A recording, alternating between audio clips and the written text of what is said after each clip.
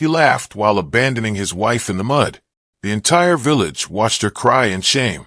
But nobody knew her dead father left behind a secret the wrong people were desperate to bury. Days later, she lost her home. Her child became sick. The people who destroyed her thought the story was over. They had no idea something hidden in Lagos would change everything. Rain attacked the zinc roof violently, while Grace ran barefoot through thick village mud. "Daniel, please don't leave us." Daniel dragged his traveling bag toward the waiting motorcycle outside the compound. His white shirt smelled of expensive city perfume, not Grace's. Villagers watched silently from the nearby darkness. Silence. Grace's chest tightened painfully. Then a tall city woman stepped out from the shadows holding a black umbrella, her red heels sinking into the muddy ground. "Baby, we're getting late for Lagos," the woman said impatiently. Grace froze completely. The rumors were true. Daniel finally looked toward his wife, but his face carried no pity. "I'm tired of this useless village life," he snapped. Grace's voice trembled. "We promised to suffer together." Daniel laughed bitterly. "You enjoy suffering too much." The word stabbed Grace deeply. Then Daniel pointed carelessly toward 5-year-old Ella, crying on her back. "That child is your responsibility now," he muttered coldly. The motorcycle engine roared loudly. Daniel climbed on immediately, wrapping his arms around the city woman. He never looked back. Grace collapsed into the mud, clutching her daughter and crying into the dark, rainy night. Then Mama crawled out of the hut, whispering something terrifying. "He will return one day." Mama's eyes darkened with an eerie intensity. "But the day he returns will destroy him entirely." Morning sunlight exposed Grace's humiliation to the entire village. Women whispered loudly while she carried heavy firewood through the muddy road. That city woman collected her husband like stolen meat. One market woman mocked openly. Another laughed loudly. Maybe Grace was too poor and dry to keep him. Silence.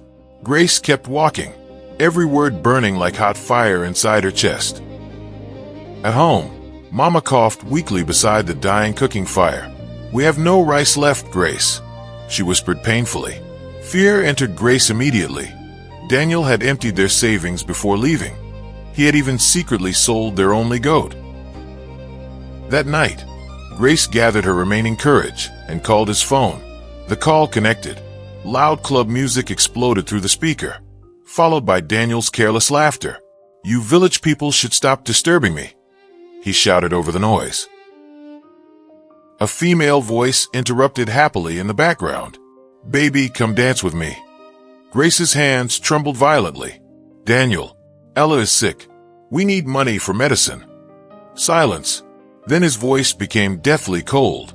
"I said that child is your responsibility now." The call disconnected instantly. Grace stared at the dark phone screen silently in the dark hut. Then a violent, shattering knocking exploded against their wooden door.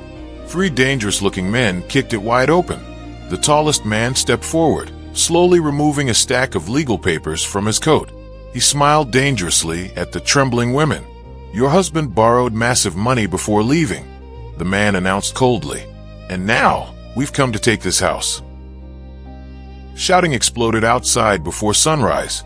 Grace rushed out and froze instantly. Strangers were aggressively throwing her mother's old clothes into the mud. "Stop! Please stop!" Grace screamed desperately, shielding Ella, who was crying loudly on her back. The tallest debt collector raised the official paperwork proudly. "Your husband used this house as collateral for his Lagos trip." Silence. Mama collapsed onto the wet ground, coughing violently. Grace fell beside her in total panic. "Please give us more time," she begged. But the man kicked their clay cooking pot aside angrily, shattering it. "You should beg the husband who abandoned you for a slay queen." Laughter spread through the gathering crowd of villagers. By afternoon, they were completely homeless. A kind old widow eventually allowed them to sleep inside a leaking, abandoned hut near the village stream. Rainwater dripped from the weak thatch roof continuously as thunder shook the darkness. Then, Mama suddenly grabbed Grace's wrist with surprising, terrifying tightness.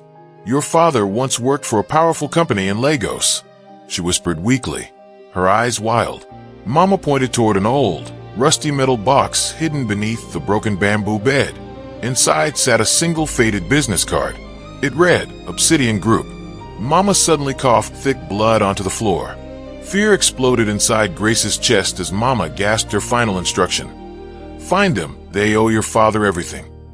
Then, the single lantern suddenly went dark, and footsteps sounded outside the hut. The overcrowded commercial bus nearly crashed twice on the dangerous, pothole-riddled highway. Grace held Ella tightly, while Mama struggled to breathe beside her. The road to Lagos felt endless. Sweat covered every passenger, and children cried loudly over the roaring engine. But Grace heard only one thing repeating inside her head, Obsidian Group. Silence. She stared out the window at the passing forest. When they finally reached Lagos, the sheer size of the city swallowed her immediately. Cars screamed past dangerously, and tall glass buildings blocked the sky. Grace felt painfully small in her faded village wrapper. At the Obsidian Group headquarters, the armed security guard stopped her at the gate. You can't enter dressed like a beggar, one guard mocked, shoving her back. Grace lowered her eyes. My father worked here many years ago, she explained quietly. The guards laughed harder. Then, an elderly cleaner, sweeping the yard, froze nearby. His eyes widened slowly as he stared at Grace's face. You look exactly like your father, the old man whispered, dropping his broom. The old man introduced himself as Mr. Benson. Your father once saved the founder's life, Benson explained carefully in a quiet corner. But dangerous people control this company now. You must be careful. Suddenly, a sleek, black luxury SUV stopped near the gate. A familiar, arrogant laugh echoed outside the tinted windows. Grace's blood froze instantly as Daniel stepped out wearing an expensive designer suit. Grace quickly dragged Ella behind the security concrete post before Daniel could see her. Her entire body trembled violently with rage and shock. Daniel stepped out confidently, adjusting his gold wristwatch, expensive polished shoes, high-end designer suit. The same man who once complained about village poverty now looked rich enough to buy their whole community. Silence. Grace watched from the shadows, her teeth clenched. Beside him stood the tall city woman, Vivian. Her expensive perfume filled the air as she wrapped her arms proudly around Daniel. Baby, your promotion party tonight must be perfect, she laughed, kissing his cheek. Grace's chest tightened painfully. Promotion? So Daniel was rising inside Obsidian Group. Mr. Benson looked deeply uncomfortable beside Grace. That woman is Vivian Dike, he whispered nervously, the daughter of Chief Raymond Dike, the current chairman. Everything suddenly made sense. Daniel had abandoned his poor family to marry into corporate wealth and power. As the couple walked toward the entrance, Daniel suddenly paused and turned directly toward Grace's hiding place. Grace stopped breathing entirely, pressing Ella against the wall. For one dangerous second, Daniel's eyes scanned the security post, but Vivian pulled his arm, laughing, and dragged him inside the glass building. That night, Mr. Benson secretly met Grace at a small church shelter where she was staying. He handed her an old brown envelope left by her father. Inside was a legal paper that changed everything. Her father secretly owned massive foundational shares inside Obsidian Group. The church shelter door crashed open violently at midnight. Two heavily armed men stormed inside, flashing bright lights into the dark room. Stand up! One man barked aggressively, racking his weapon. Grace immediately shoved the shared documents beneath Ella's sleeping blanket. Mama pulled herself weakly upright, trembling. Silence. The men stepped closer, their heavy boots thudding. The taller man removed a photograph from his pocket. It showed the exact brown envelope Benson had given her. Where are the documents the old cleaner gave you? He demanded. Grace shook her head.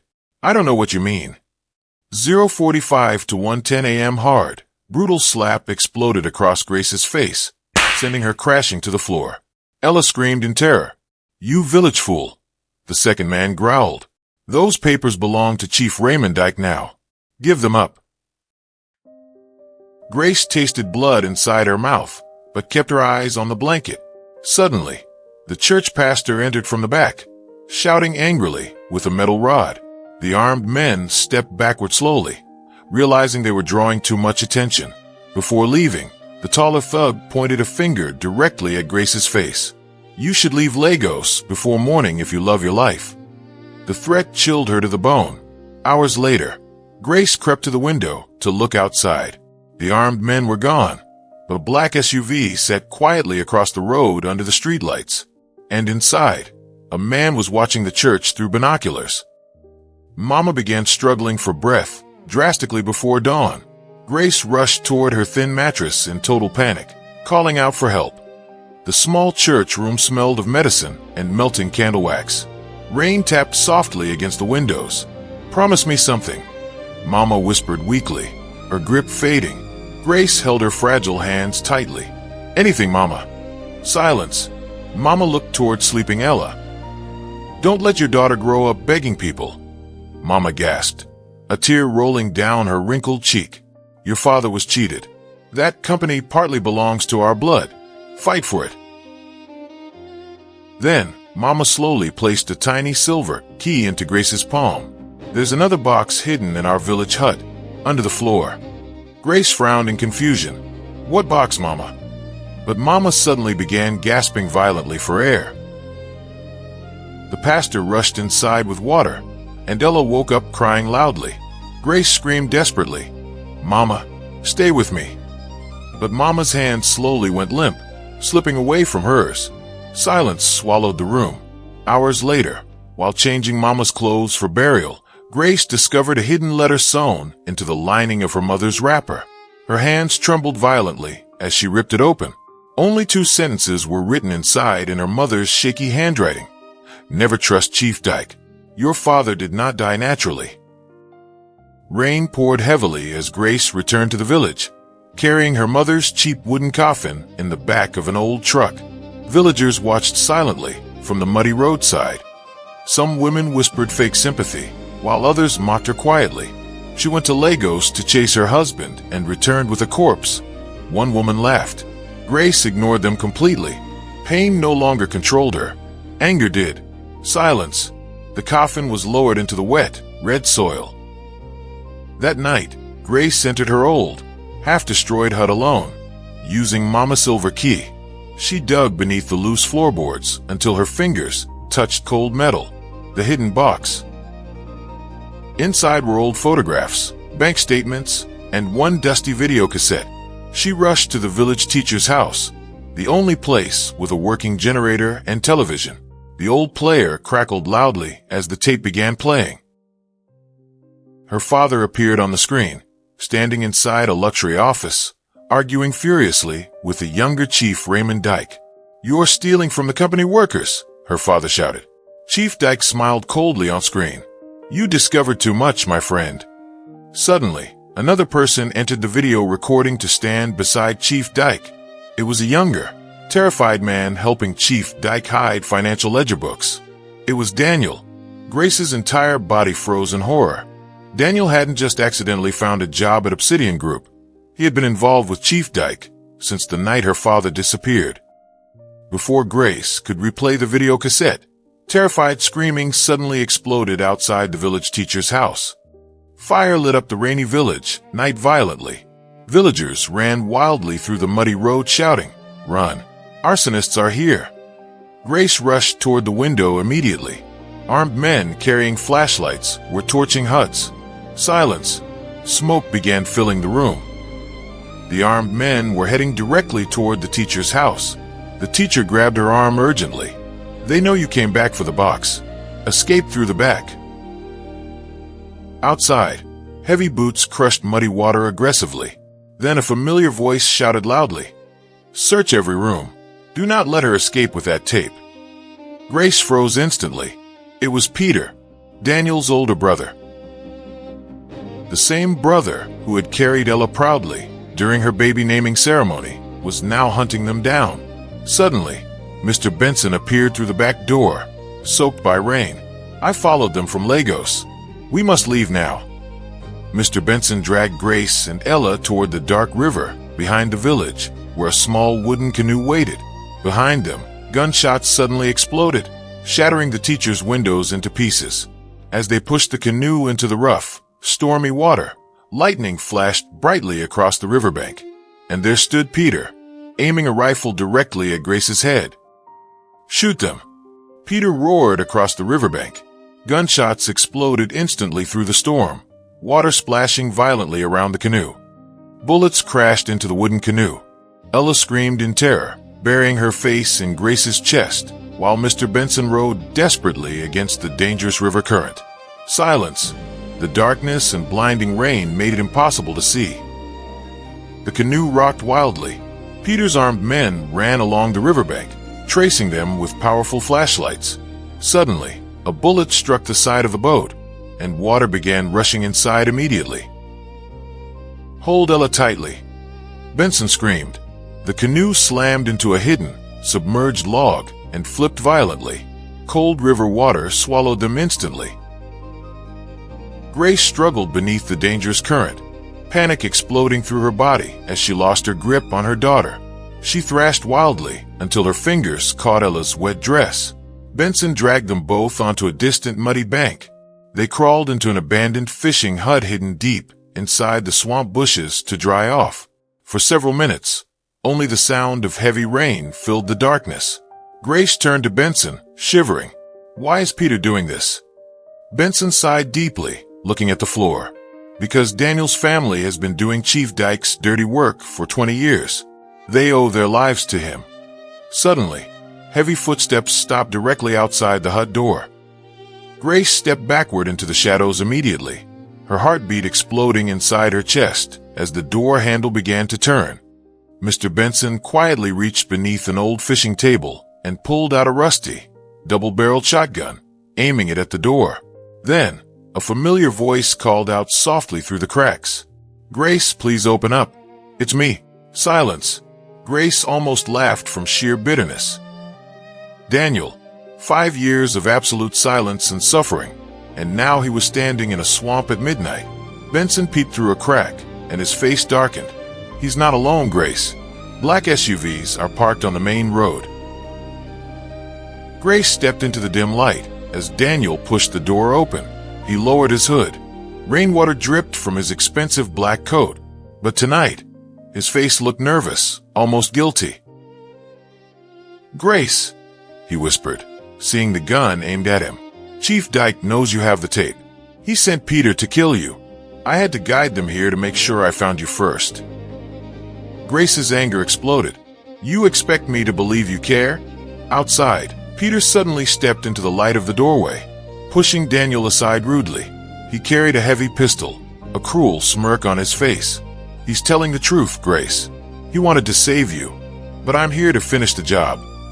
Peter raised the pistol directly at Grace, but before he could pull the trigger, Daniel suddenly lunged forward, throwing his entire body in front of his wife and child. A loud gunshot cracked inside the small hut, the muzzle flash blinding the room for a split second. Daniel groaned heavily, stumbling backward. The bullet had grazed Daniel's arm, tearing through his expensive coat. He refused to move away from shielding Grace. Peter's eyes darkened with irritation. "You're choosing this village trash over the family fortune?" Silence. Daniel panted heavily, blood dripping from his arm. Peter laughed bitterly, stepping closer. "She still doesn't know the full truth, does she? She doesn't know how her father really died." Grace froze. "What do you mean?" Daniel shook his head desperately. "Peter, shut up. Don't do this. Your precious husband was the one who tracked your father down 20 years ago when he tried to run," Peter revealed mercilessly. "Chief Dike paid Daniel's college tuition in exchange for your father's location." The world collapsed around Grace. She stared at Daniel with horror. "You sold my father to his killers." Tears filled Daniel's eyes. "I didn't know they would kill him, Grace. I thought they just wanted to talk." Thunder exploded violently outside. Peter raised his gun again, looking past them at the hidden box. "Enough drama. Chief Dike is arriving himself. Give me the tape or watch your daughter die first." Suddenly, powerful high beams cut through the swamp trees, illuminating the entire hut from the outside. Massive black luxury vehicles pulled up, and Peter whispered fearfully, "The chairman is here." The swamp road trembled beneath heavy armored tires. The door of the center SUV opened slowly, and a polished black shoe stepped directly into the mud. Chief Raymond Dike stepped into the hut, flanked by 4 heavily armed corporate security guards. He wore a dark tailored trench coat and carried a large black umbrella. Silence. His calm, elegant presence was terrifying. He studied the broken fishing hut, then his cold eyes landed on Daniel, who was bleeding on the floor. Disappointment filled his expression instantly. "You chose emotion over loyalty, Daniel," Chief Dike said softly. "A very costly mistake." Daniel lowered his head. "Sir, please leave the woman and child out of this." Chief Dike ignored him, turning his gaze to Grace. "You have caused my company a lot of unnecessary stress, young lady. Your father was just as stubborn." Grace gripped Ella's hand tightly, staring back with pure hatred. "You murdered him." Chief Dike sighed patiently. "Your father refused to understand how power works, and now your child will suffer because of your continuous stubbornness." Chief Dike raised his hand slightly, and his guard stepped forward to seize the hidden box from Grace's arms. But before they could touch her, a deafening police siren suddenly wailed from the main road. Dozens of flashing blue and red lights flooded the swamp as police tactical vehicles slammed through the bushes. Daniel's older brother, the same brother who had carried Ella proudly during her baby naming ceremony, was now hunting them down. Suddenly, Mr. Benson appeared through the back door. The swamp turned into a war zone. The federal police commander had been secretly tip-offed by Mr. Benson weeks ago, waiting for Chief Dike to personally involve himself in an illegal operation. During the intense shouting and gunfire, Grace noticed Chief Dike's main personal guard slipping through the side door of the hut, ignoring the police completely.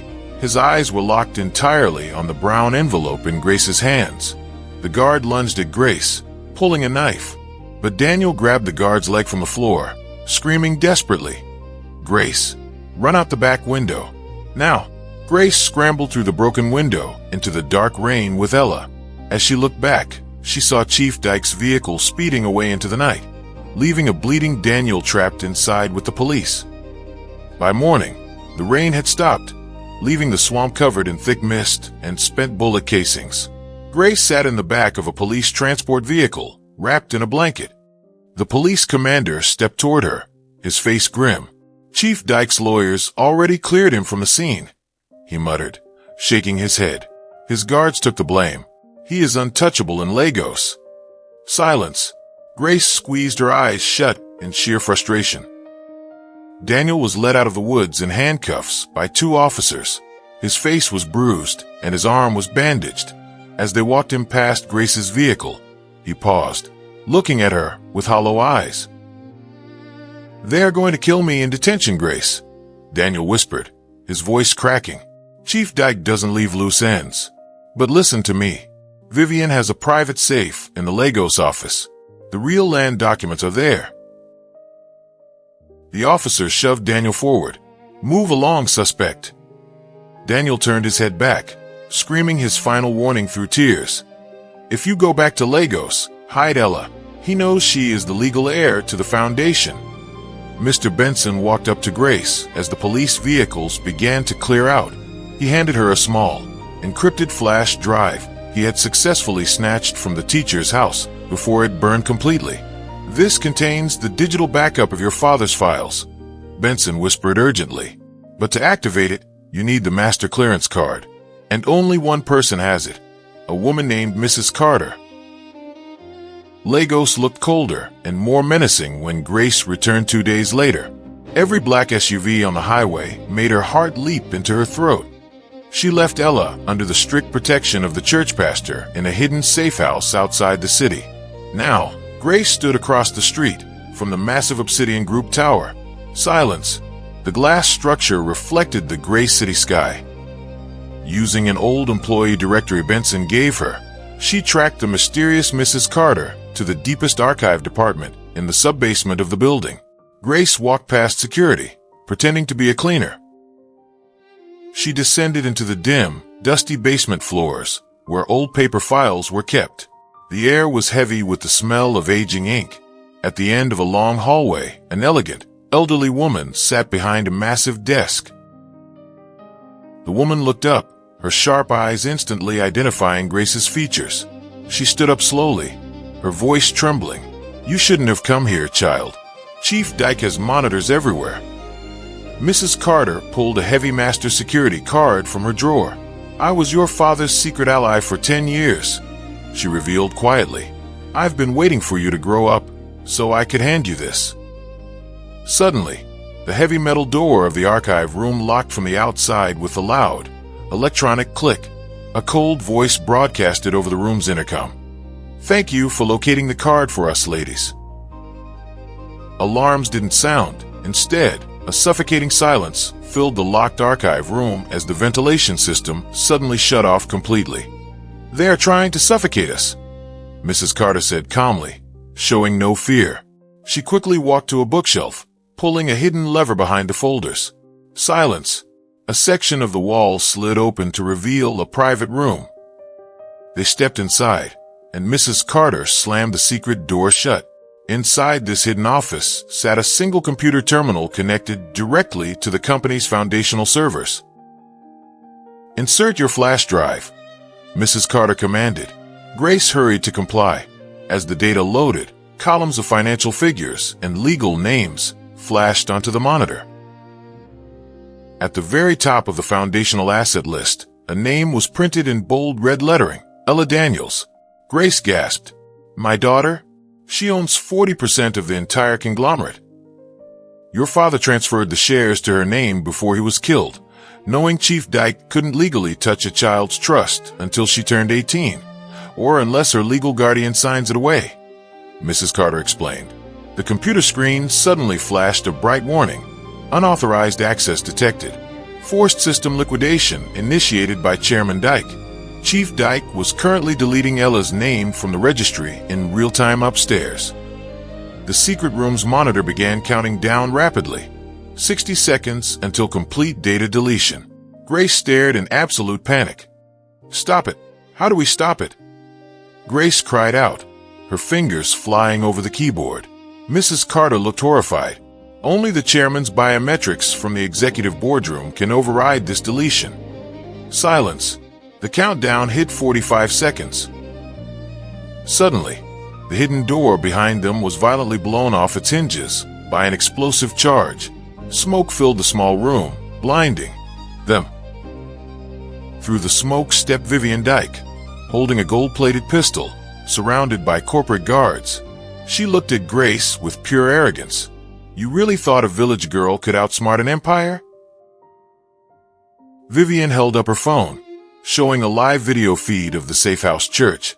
2 men were currently standing outside the door where Ella was sleeping. "Sign the transfer papers now, Grace, or I make a phone call." Grace's heart shattered into pieces. She realized someone had tracked her movements from the moment she entered Lagos. Vivian smiled cruelly, handing her a pen. "Your husband Daniel gave us the church address to save his own skin." Grace took the pen, her hand shaking violently as she looked at the transfer document. But right before her pen touched the paper, a loud explosion rocked the entire building from above, cutting the lights completely. Pitch darkness swallowed the room before emergency red lights flickered on, spinning violently. Shouting erupted from the hallway outside. During the distraction, Mrs. Carter immediately lunged at the guard closest to her, knocking his weapon away. "Run, Grace! Take the drive!" she screamed over the noise. Silence. Grace didn't hesitate. She snatched the drive and bolted into the dark corridor. Vivian fired 2 shots into the darkness, screaming angrily. "Kill her! Don't let her leave the basement floor!" Grace ran through the labyrinth of underground pipes, her lungs burning from the dust and smoke. She found an old utility ladder leading upward toward the main parking garage. She climbed desperately, her hands slipping on the cold iron rungs. When she pushed the heavy metal manhole cover open, She emerged into the vast, dark concrete layout of the executive parking dock. Sirens were wailing throughout the building layout. Grace ducked behind a pillar as a team of guards ran past. Then, a hand suddenly grabbed her shoulder from behind, covering her mouth before she could scream. She turned around violently, ready to fight for her life, only to find Daniel standing there, covered in grease and blood, wearing a stolen security uniform. "The police transport was ambushed," he whispered frantically. "I came to get you out." "Don't touch me," Grace hissed, shoving Daniel away against the cold concrete pillar. "You gave Vivian the safe house address. You tried to kill our daughter." Daniel raised both hands, tears streaming down his bruised face. "I didn't give them anything, Grace. They cloned my old phone weeks ago. They used me to track you without my knowledge." Silence. Grace stared at him, trying to find the lie in his eyes. "I ruined our family because I was greedy," Daniel sobbed, falling to his knees before her. "I thought if I became rich, I could give you everything. But Chief Dike trapped me. If I tried to leave, he threatened to kill you in the village." Grace's eyes hardened. "So you let us starve? You let them burn our home?" Daniel shook his head in agony. "I was a coward, a pathetic coward.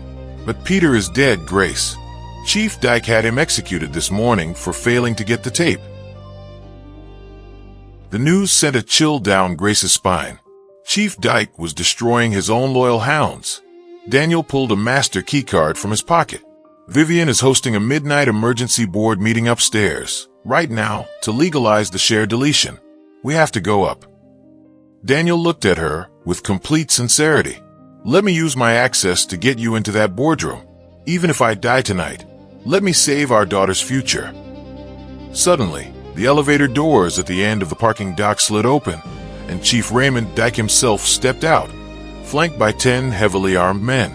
He looked directly at them and smiled. "Reunions are so moving. Grab them," Chief Dike commanded coldly. Before Daniel could even react, 3 massive guards tackled him to the ground, pinning his arms behind his back. Chief Dike walked over to Grace, effortlessly snatching the encrypted flash drive from her trembling fingers. "You have your father's eyes, Grace," he said softly, inspecting the drive, full of useless hope. Silence. He turned and walked back toward the executive elevator. "Bring them up to the boardroom," Chief Dike instructed his men. "Let them watch the final vote before we dispose of them." Minutes later, Grace and Daniel were shoved into the luxurious penthouse boardroom. 12 of Nigeria's most powerful, corrupt billionaire investors sat around a massive mahogany table. Vivian stood at the front, holding the transfer papers. "Ladies and gentlemen," Chief Dike announced, taking his seat at the head of the table. "The final obstacle to our complete ownership consolidation has been removed. We will now vote to dissolve the original founders' trust permanently." Every investor around the table slowly began raising their hands in approval. Grace felt her heart sink into complete despair. Her father's legacy, her mother's death, her daughter's future, all disappearing with the wave of a hand. But before Chief Dike could sign the final resolution document, the massive double doors of the boardroom swung open violently, and a group of federal agents stepped inside, led by a surprisingly familiar face. "This meeting is officially over," announced Michael, the young investigative journalist who had secretly been working with Mr. Benson all along. Chief Dike didn't even flinch. He slowly leaned back in his leather chair, a thin, amused smile spreading across his face. "Michael, I wondered when you would show your face," the chairman said smoothly. Silence. The investors around the table looked uneasy, whispering frantically. Michael held up a federal warrant. "We have full authorization to seize all server data inside this building. Every illegal transaction you've made for 20 years has just been downloaded by our offsite network." Vivian slammed her hands on the table. "You have nothing. Our legal team will have you dismissed before sunrise." Michael ignored her, turning to the main projection screen on the boardroom wall. He pressed a button on his remote. Instead of financial files, a live stream of every major national news network in Nigeria appeared. A breaking news banner read, Obsidian Group foundational fraud exposed live. Michael had broadcasted the flash drive data to the public. The investors around the table looked uneasy, whispering frantically. Michael held up a federal warrant. We have full authorization to seize all server data inside this building. Every illegal transaction you've made for 20 years has just been downloaded by our offsite network. Vivian slammed her hands on the table. You have nothing. Our legal team will have you dismissed before sunrise. Michael ignored her, turning to the main projection screen on the boardroom wall. He pressed a button on his remote. Instead of financial files, a live stream of every major national news network in Nigeria appeared. A breaking news banner read, Obsidian Group foundational fraud exposed live. Michael had broadcasted the flash drive data to the public. The investors panicked completely, pushing past each other to leave the room. But Chief Dike suddenly pressed a red panic button hidden underneath his desk. Heavy, armored steel shutters slammed down over every door and window, trapping everyone inside. If I am going down tonight, Chief Dike whispered, his voice dripping with terrifying calm as he pulled a small detonation device from his pocket. None of you are leaving this penthouse alive. Screams of pure terror exploded inside the locked boardroom. Billionaires were crying, pounding desperately against the heavy steel shutters. Are you insane? You'll kill us all, one investor shrieked, falling to his knees. Chief Dike ignored him, his eyes locked entirely on Grace. Power is everything, young lady. If I cannot possess it, no one will. Silence. The timer on the device began ticking. 60 seconds. Daniel, using the absolute last ounce of his physical strength, broke free from the guard holding him and lunged over the table, tackling Chief Dike out of his chair. The detonation device flew from Dike's hand, sliding across the slick floor. Grace scrambled across the carpet, snatching the device before Vivian could reach it. She found the disarm code printed on the back of her father's old business card. The serial numbers matched perfectly. She punched it in. The timer stopped at 0:02. A heavy silence fell over the room, broken only by Chief Dike's ragged breathing as Daniel held him down on the floor. The heavy steel shutters suddenly clicked, lifting automatically as the Federal Police Tactical Team finally breached the building from the roof, swarming the room with lasers aimed at the remaining guards. Chief Dike was dragged to his feet in handcuffs, his expensive suit ruined. He glared at Grace, spitting blood onto the floor. You think you've won? You are still just a poor village girl. The board will never accept you. 3 weeks later, thousands of citizens gathered outside the Federal High Court in Lagos, shouting and holding signs demanding justice for the victims of Obsidian Group. Inside the courtroom, the judge banged his gavel forcefully, silencing the crowd. Chief Raymond Dike and his daughter Vivian sat in the prisoner's dock, stripped of their jewelry and wealth. Silence. The judge cleared his throat to read the final verdict. For the crimes of corporate fraud, grand embezzlement, arson, and conspiracy to commit murder, the judge announced clearly, this court sentences Raymond Dike to life imprisonment without the option of fine. Cheers erupted in the courtroom gallery. Vivian burst into tears, covering her face as the prison wardens stepped forward to lead them away into the cells below. Grace sat in the front row, holding Ella tightly in her lap. For the first time in 5 long years, she felt the heavy weight of grief lift from her shoulders. Her parents were finally resting in peace. Daniel was let out next in his own separate trial hearing, because he had protected Grace and helped stop the detonation. His sentence was heavily reduced, but he still faced years in prison for his past corporate crimes. As the guards led Daniel out, he stopped briefly in front of Grace, offering a broken, tearful smile. I am glad our daughter is safe, he whispered. He then handed her a small envelope via his lawyer. It was his official signature, forfeiting all parental claims to the company shares.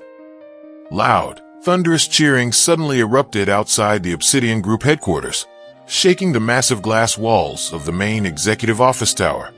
Grace walked slowly toward the grand balcony of the penthouse suite, her cream-colored suit fitting perfectly, her heels clicking firmly against the polished marble floor. Down below, thousands of workers stood packed together, waving banners and shouting her name proudly. Silence. She took a deep, emotional breath, tears of triumph welling in her eyes. Grace, Grace, the daughter of our true founder, the crowd roared. 5 years ago, she was barefoot in the village mud, mocked by malicious neighbors while her husband abandoned her for a city life. Today, those same struggles felt like a distant lifetime. Beside her, Mrs. Carter and Michael stood watching with immense pride.